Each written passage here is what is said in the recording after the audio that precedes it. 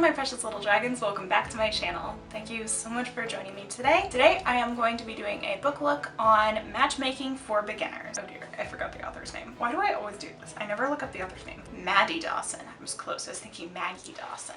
So I'm going to go ahead and prep my skin and then we can get ready. I should have my hair tie and it disappeared. Marnie McGraw wants an ordinary life. A husband, kids, and a minivan in the suburbs. Now that she's marrying the man of her dreams, she's sure this is the life she'll get. Then Marnie meets Blix Holiday, her fiance's irascible matchmaking great aunt who's dying, and everything changes, just as Blix told her it would. When her marriage ends after a miserable 2 weeks, Marnie is understandably shocked. Marnie doesn't believe she's anything special, but Blix somehow knew she was the perfect person to follow in her matchmaker footsteps. Blix was also right about some things Marnie must learn the hard way. Love is hard to recognize, and the ones who push love away are often the ones who need it most. So that is the synopsis for Matchmaking for Beginners. So I'm, as usual, going to go into my general notes and then we'll get into our spoilery territory. I don't know, I feel like there's not too many like true spoilers for this book because it's like somewhat, I mean, it's a romance, it's somewhat formulaic, but just for the sake of it, I'm going to do that anyway. For my face today, I am going to be primarily doing like bright and colorful and things that are mismatched, but in a coordinated way, because it was kind of inspired by Blix, who's very much eccentric and kind of wild, and I feel like that fits her. Like, and the way it describes her in the book, she does kind of have like all these mismatched colors and prints and everything, but it kind of works because that's just who she is and it's very genuine and real. So I am going to be doing my best to have a mismatched, bright, colorful, put together look. We'll see how that goes. Alright, where's my eye primer because we're gonna have to need it for this one. For general notes, I ended up giving this about like 3 stars on Goodreads because I mean it was cute, it was enjoyable, but as I said, it's kind of formulaic. You know, it kind of tells you where it's going right from the start and it doesn't really deviate from that. So when conflict does arrive, it just, you know, it feels more like a roadblock than actual conflict because you're just like, okay. I found that some of the plot was a little bit rushed. So like I said, she does a lot of groundwork laying and building up characters, which I do appreciate. But then the actual conflict and like the climax and resolution of the book happens really quickly and seems to sort of come out of nowhere. Like, I just remember feeling kind of jarred with the climax. So one thing I wasn't expecting was this book does have magic, but it's like realistic magic, as in like, you know, people seeing auras, and Blix is a witch, so she has like a spell book, but really she was like, it's all about intuition gut. The spells are kind of just eh. And, you know, just following your intuition and like using your mind really to make things happen. So I wasn't expecting that, but I really do like that, and I do like soft magic systems, so I was totally okay with that. I listened to this on audiobook. I really liked Marnie's voice actor and just the way she described things, which obviously the description part is the author, but I like the way that the actress enunciated and just really kind of brought the character to life. Same thing for Blix. I think I liked, as far as voice actresses, I did like Marnie slightly more, but we also get Marnie for a larger portion of the book because, as the synopsis mentioned, Blix is dying, and so it does have it's first person POV and it switches between Marnie and Blix, but of course once Blix dies then it's just Marnie. I did find that rather an interesting choice to have a first person POV where one of the characters dies partway through, because then it's not matched up, it's just kind of like, well, okay. But I mean, it worked pretty well, and I did really love Blix. So I feel like character-wise, she was probably my favorite. So then when she died, I was kind of like, oh man, Blix was the fun one. I don't know, she's just so interesting. Like, she has cancer, and she didn't want to go get treatment. So I can't remember her exact reasoning, because it wasn't like it was less of a I don't believe in modern medicine and more of a just it'll be what it'll be sort of thing, because she's like, I'm old and whatever. I just don't feel like pumping my body full of chemicals for a treatment that's probably not going to work with how like advanced it is. And she named her, it was like in her stomach, she named her tumor Cassandra, and is like, oh, Cassandra's gonna take me. Anyway, but Blix is just really, really fun. So I appreciate that. As I mentioned with the pacing, I think I liked the beginning and the middle more than the end because it just took more time with itself. So I appreciated it better. And the ending it did just seem a tad too rushed.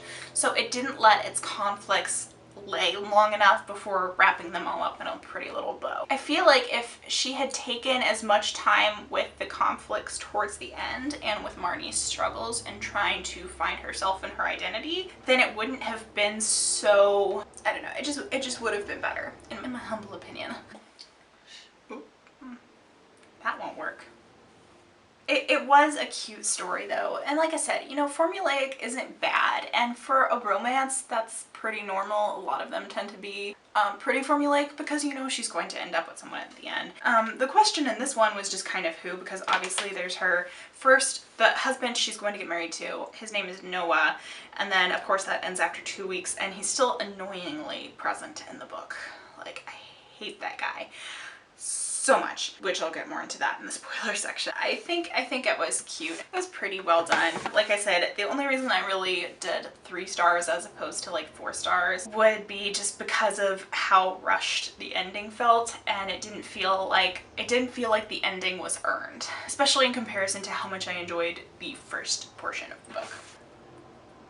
Alright, so from this point forward, I am going to be going into my character notes, which is in my spoiler section. Although, like, there's not really a lot to spoil in this book, so I feel kind of weird even having spoilers ahead notice. But in case you want to know literally nothing else, not even minor spoilers, then you can go ahead and go down to the description box and click on the timestamp to skip ahead to my final look and thoughts. And while you're down there, if you wouldn't mind liking, commenting, subscribing, doing all those YouTubery things.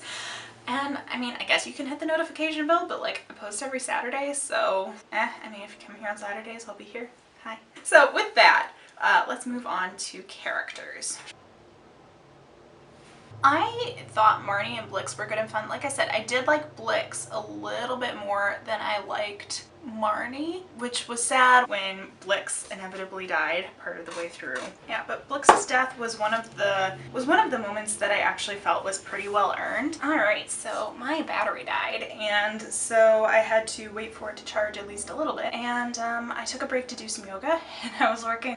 There's these videos by a channel called Honey Lion Studios, and she's super sweet, and I just about died. I'm so out of shape. Oh my gosh. Like, I was breathing heavy during the like morning stretch video. Lord help me. And then I had the brilliant idea to do the working on your splits video. So, needless to say, I did not get my splits.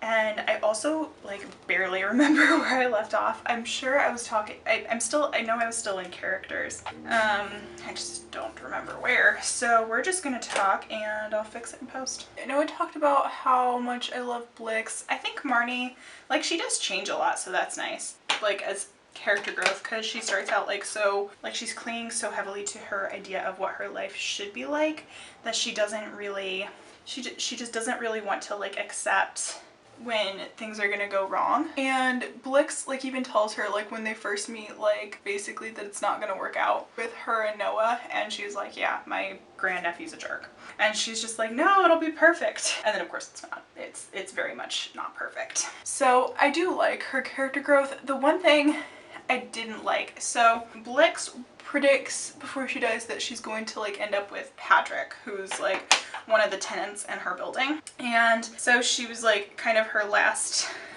thing was like, I want Marnie to be with Patrick.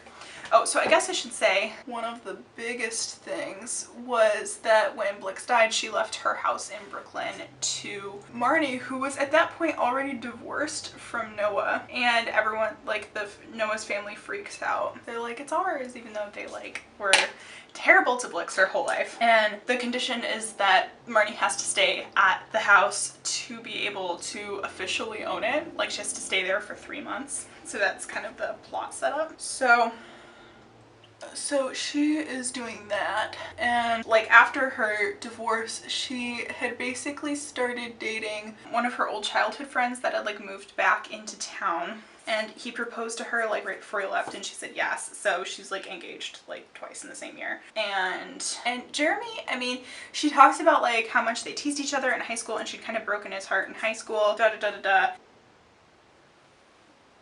So she kind of broken his heart in high school, and so she was like determined not to do it again. But then Blix was like, I want you to be with Patrick, and she's like, I just know they're perfect for each other because she's a witch and a matchmaker. So of course this sets up, like, I'm going into plot stuff. All of this to say I liked Marnie's development, but there were moments where I'm like, girl, what are you doing? And like, she's not super faithful, and I don't know, it's very weird because she ends up sleeping with Noah, which I have opinions. But she ends up sleeping with Noah, and it's kind of weird because she like just got divorced from him, so she definitely still has feelings for him, but she's also technically engaged to Jeremy, so it just makes all of this stuff complicated. And she's not with Patrick at that point, but she's definitely like, she's like leaning on Patrick for like moral support. And I'm just like, oh my gosh, girl, what are you doing? That is a bit of a mess. So anyway, there's all of that. As far as other characters, like a lot of the side characters were honestly pretty enjoyable. I really liked Sammy, who's the next door neighbor. He's like this little, he's like 10 or 11-year-old boy who just wants his parents to get back together. And so like Marnie, as she's taking on Blix's like matchmaking, there's like a surprising amount of like non-matchmaking for a book that's called Matchmaking for Beginners. Like it's focusing mostly on Marnie herself, which is fine. It's just like not necessarily what I expected going in. Cause even when she does matchmake, it's kind of like, it's not really matchmaking. It's more like therapy without a license. It's more like just giving advice to people and hoping it sticks. So, I mean, there's lots of different like little plot points as far as all of her matchmaking endeavors.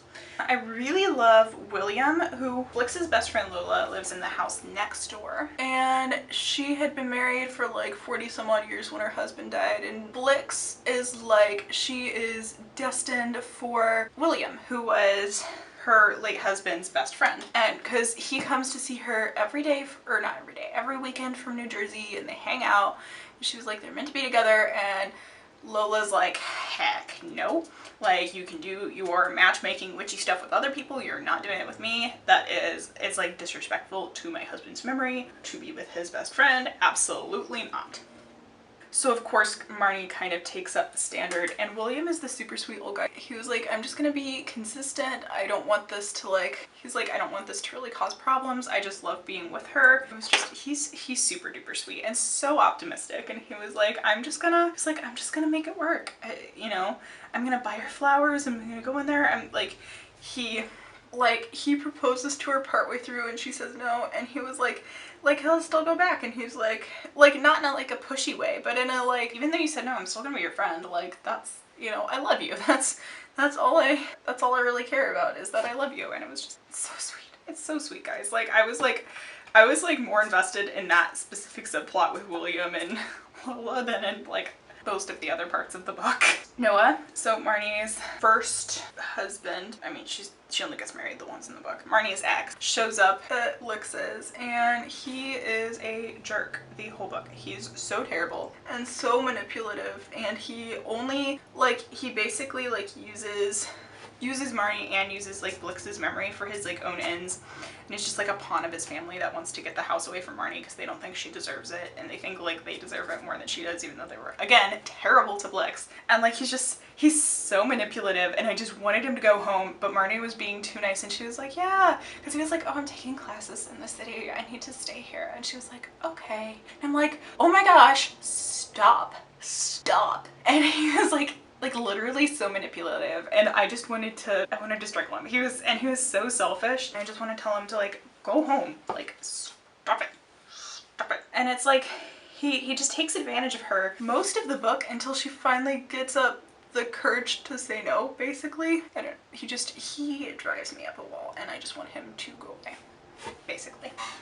So yeah, there was all of that. And then there's, like I said, Jeremy, like he's a little he is a little bit boring, but he's not like terrible. Like Marnie just is like, well, you know, he's boring, but he's safe. And I'm just like, he's your rebound, that's what he is. And you're too afraid like of, like her family's also kind of pushy and they just want her, you know, like they want her to be happy, but they want her to be like their brand of happy. And so it's just kind of like, they're not crazy supportive in the ways that they should be. Like, and basically like she just went through this like major breakup and they're kind of like, okay, you can like mourn for like a week, but then get over it, please. You should be happy, like get a job, be happy, move on. Which anyway, but so then there's Patrick. So we have Noah, we have Patrick, and we have Jeremy. And Patrick is, you know, he had this like horrible accident where his girlfriend died in a like a gas explosion basically, and he like ran towards her and he survived, but she didn't, and he has like burns that cover his body. And so his story is pretty darn sad, and you don't find it out right away, so yeah, I mean, I guess that was a spoiler, just his backstory. He has extremely low self-esteem, like kind of thinks everyone's going to hate him, like doesn't think he's like worthy of anything basically. And I don't know, it's just his story is so sad. And he likes to bake and he's an artist. Well, he used to be an artist and then he stopped because trauma. You know, you can tell from the start that that's who she's gonna end up with. Like their friendship was actually developed pretty well. I'd say the actual conclusion to like Patrick being like feeling open to actually being in a relationship was slightly more rushed, because again, he is so hurt. He's like he's not really gonna be he's not really gonna be there as far as like, I am ready to be in a relationship like that. Not really. But yeah. Anyway, his character is quite good. Alright, so that's pretty much it for my character notes. I mean, I kind of went through pretty much everyone that matters. On to our plot notes. So I already kind of mentioned Marnie inheriting after Blix dies and her having to stay for 3 months, and Noah being a little jerk. Pretty much the entire plot of the story, he's basically terrible, is essentially what you should be gathering. And his family trying to meddle and so on and so forth and so on and so forth. Again, I was quite sad when Blix died, but she doesn't die where you think she's gonna die. Like, you know it's inevitable, so you're like waiting for it to come, but when you think it's going to come, it's not going to come. And then like when it does come, obviously you're like, oh yeah, this is the moment. But like the first place where you're like, oh, this is obviously where she's gonna die. Nope, she's still around for a bit. She has this like super sweet relationship with Houndy, who's like her partner basically, and he's like a lobsterman. Can't call him a fisherman because he catches lobsters, not fish. Or laugh at my joke. Houndy dies before her, which is surprising and really sad because she's the one with cancer, so it's not what you expect, and it just, that part made me really sad, guys. I was just like, no, not Houndy, no. So yeah, but just, you know, she has cancer and it's sad and sad. I feel so bad for Marnie at the, like just throughout the entire first beginning of the book where she's just going through it, and again, her family is not nearly as supportive as they should be of like a family member who's just gone through like a terrible breakup, like a marriage that literally lasted 2 weeks because your stupid boyfriend is like, oh, actually I'm not ready for the commitment of marriage. Like, shut up. It's like you could have left at any point and all of a sudden you're just like, actually no. Also, this sponge is falling apart. I need to get a new one. Lovely. So there's that. And then so Marnie like has this moment where she's a teacher's aide basically in a, is it a preschool, I think? So she's a teacher's aide in a preschool, and she's again going through it, and she's kind of isolated because her family lives in Florida, and at that point she lives in California. She doesn't really have anybody, and I mean, people are reaching out like, oh, you know, let us help you, and like not really actually being there for her. So she shows up to her work wearing her pajamas and okay, apparently I missed a spot here. So she shows up to work in her pajamas and she brings her wedding dress and wants the kids to cut it up for a craft, and they end up firing her after this. Like, yes, it's weird, but like worthy of like immediate firing when there's other options. Like literally just having her take like a leave of absence to like get some intensive therapy or something. Like it just, that part didn't make any sense to me. I'm like, it just seems like the plot was like, let's kick her while she's down.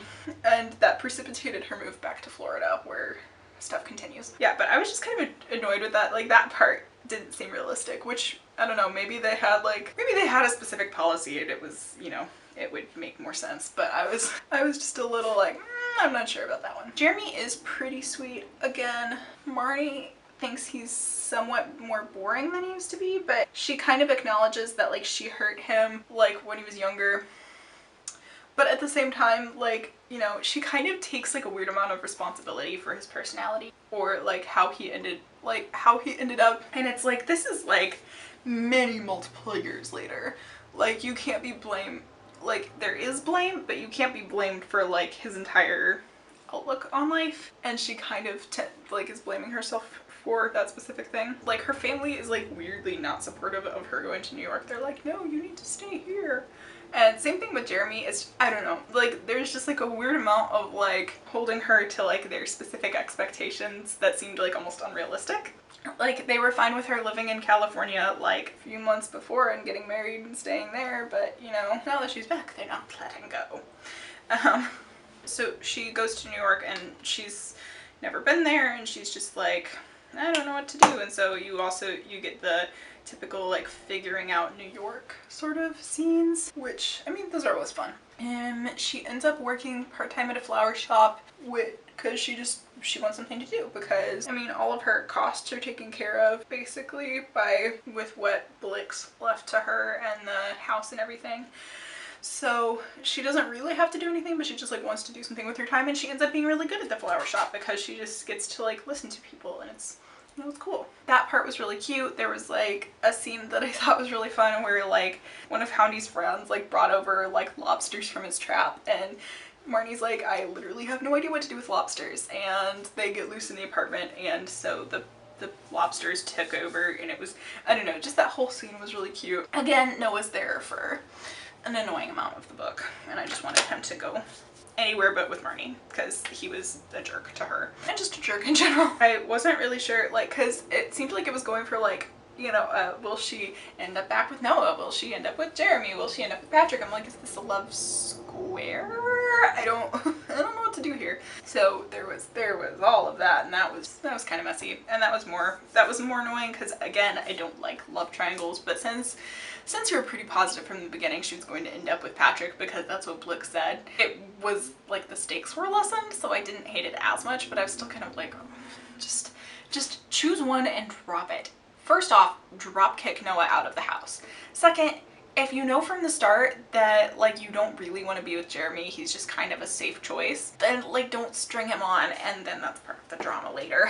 And then, yeah, of course that's part of the whole drama later with Jeremy, and everything goes wrong at Thanksgiving basically, and it was very sudden and it was just very dramatic, and it was like, okay, so that's what is happening. Okay. Again, Sammy was very sweet. He has the superpower to always see 1111 and 111, which, I don't know, there's just lots of fun little details about the people that she interacted with that I appreciated. I already went over how much I love William and Lola's sub-story. It made me so happy. Like, Sammy wrote a poem, like, hoping for his parents to get back together, and it, like, legit made me tear up. It was, like, it was very sweet, because it was very childlike, and I was like, oh.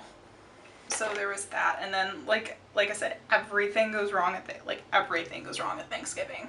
Like not even a little bit, like everything goes wrong at Thanksgiving. And I don't know, it just seemed a bit out of place and extravagant, but like I wasn't really mad at it because I'm like, it's just part of the romance novel. Everything's gonna be big and dramatic. But again, it was like one of those things I didn't feel like it was quite earned, because it was just like everything up until that point had taken so much time to get to where it was going, and then that one was just like again, I mentioned that Lola said no to William, and I was really sad about it. I was like, no, Lola. And he was just like, I'm gonna do a year of 100 dates with Lola. And he's just so sweet and optimistic. He was like, it'll work.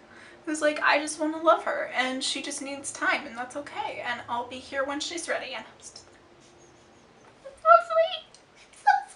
I was more invested in the romance between William and Lola than Marnie and anyone else, honestly.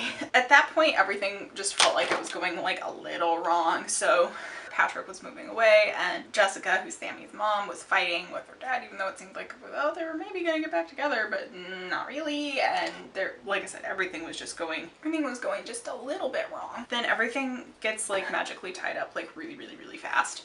It's like, okay, just tie it up really, really quick. Then falling action. No, we just have action. It's not even falling, it's just splat. And just really quick. And then everything ties up ridiculously fast because Marnie gets this dog called Bedford, which Bedford is cute. He's like just a little stray that she takes in. Love him, but he gets hit by a car on the end, and that's kind of what makes Patrick decide to stay, and like because he wants to help. It's just kind of like I don't know about that, friends, but okay. And so then they're like, oh, we can be together, us and the dog and the cat, because Patrick has a cat. And everything's all of a sudden magical again. Even though Marnie had like 30 pages before been like, I'm giving up on magic. So, you know, stuff ties up really fast in this book. And all of a sudden she was like, ah, I can see the lights again. I can see the auras around people. It's great, it's wonderful, it's magical. It's like, okay, you do you, girl. So then they have like an epilogue of the next year, and obviously everything is bright and happy because it's a romance and everything ties up in a nice neat little bow. Oh, I forgot to finish my eyes. Yeah, so the epilogue the next year, it's like garnish on the bow, but it's still cute. And they are making, like, Marnie at the very beginning of the book had this idea to bake cupcakes with like little sayings in them, and she was having trouble perfecting the recipe, and then of course at the end they bring that back around and she and Patrick have perfected the recipe because Patrick is a good baker, which has been established. And so they use Blix's mantra, which comes up throughout the book, which is whatever happens, love that, which I thought that was a fun little mantra. That is pretty much all I have as far as like spoilery notes, so I am going to go ahead and finish up my look, and then I will see you back for the final look and thoughts.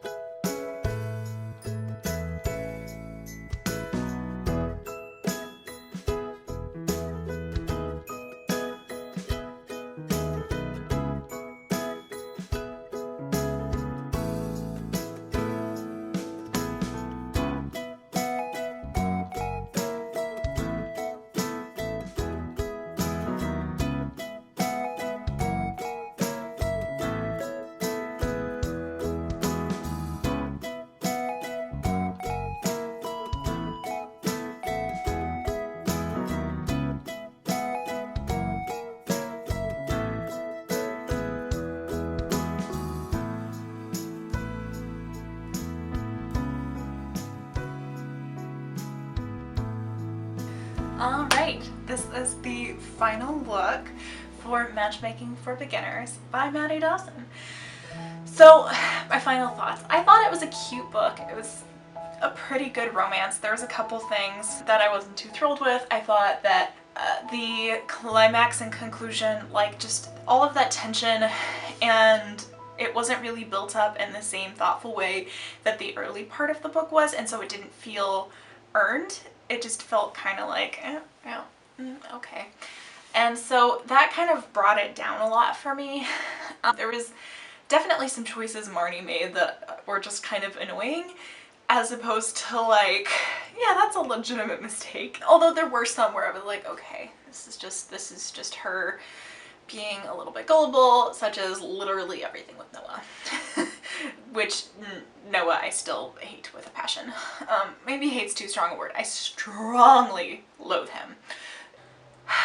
I think that's pretty much it. I mean, if you're in the mood for a cute little romance that has like a love, it's not a triangle, it's like a love square, love something, but you know who she's gonna end up with from the beginning, so it's not really that much tension on that end, and you like a little bit of magic, and you love the romanticization of New York City in a romance book, which happens a surprising amount, I feel like, then this book is for you. I would say, you know, it's not amazing, it's not terrible, but if you're in the mood for a fluffy little romance, it's good. Go for it. Have fun. So that is all I have for you today. Thank you so much for joining me. I hope you have an absolutely beautiful day. Stay magic. Keep reading. I love you all so much. Bye.